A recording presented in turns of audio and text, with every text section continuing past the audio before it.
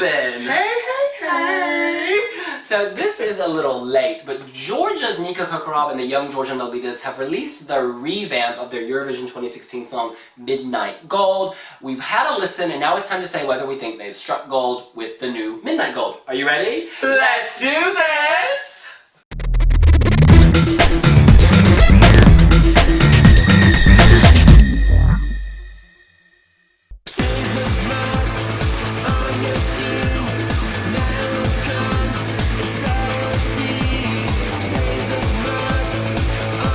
Now, I have to admit, when I heard the first version, I wasn't really impressed. It was a 3-minute song that felt like 10 minutes, but I think the revamp is actually okay. You know, the bridge really intensifies things. It gets really like, yeah!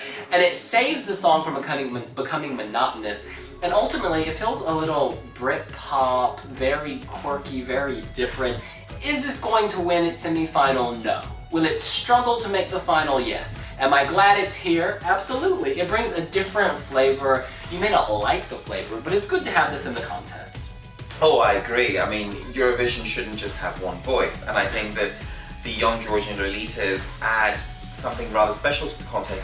What I do like about the revamped version, like all of the revamped versions, is that it has actually gone a lot better. And I like the way it switches between mono and stereo, giving it just that added gusto. And the bridge, like you said, is quite spectacular.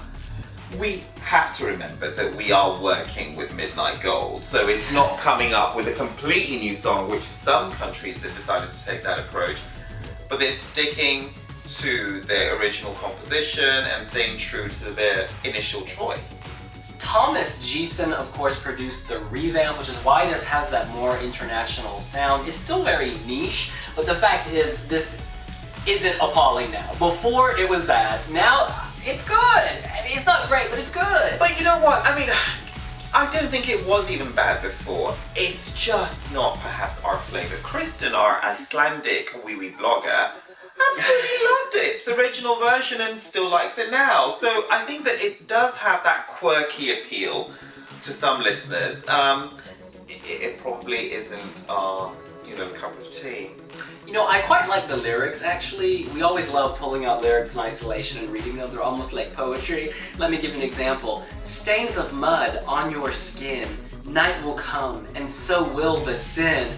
If I said that in a dramatic voice, you'd think it was Yeats. You would think this was Yes! And do you remember when he also goes, I vaguely can recall pain and pleasure mixing in one ball. Yes, that is poetry I would eat. Sure, that butter! Yes. But also the video is so quirky. It reminds me in some ways of the Virus's Junior Eurovision video, but then much more expensive, much more highbrow. Mad scientist in a laboratory. I love when he's singing through a magnifying glass. You can see his teeth. Yeah. They will bring something fun and memorable to the stage. I mean, let's rewind to 2014. Who was that woman? What was her name? Oh my goodness. Mariko. The Shen! So, wiwiblogger, the new, compared With that the song parachute! to smearing feces on a canvas. And Jackson Pollock! And that was perhaps extreme. I think this will be memorable in a good way. I think Mariko and the Shin we block out, I think this will be fun and memorable. Yeah, and one thing I do like about it, taking the visual to the place where the music sits. So, set in a lab, it's experimental. And what better place to have that than a laboratory? So I think it was very, very clever staging.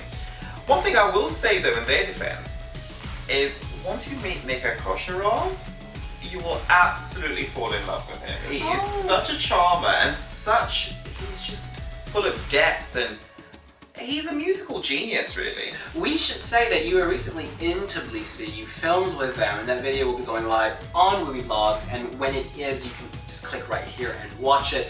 Briefly summarize what it was like meeting them. It was really good. I only met Nika Kocharov because the other young Georgian Lolitaz were still recovering from their video shoot, because it was the day of the video shoot when I met with them.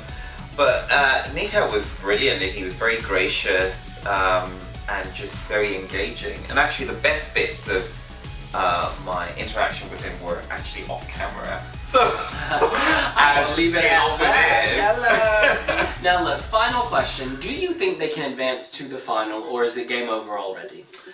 I'm usually hesitant about making Eurovision predictions because, as we know, things don't always pan out, and you probably think that's a cop-out.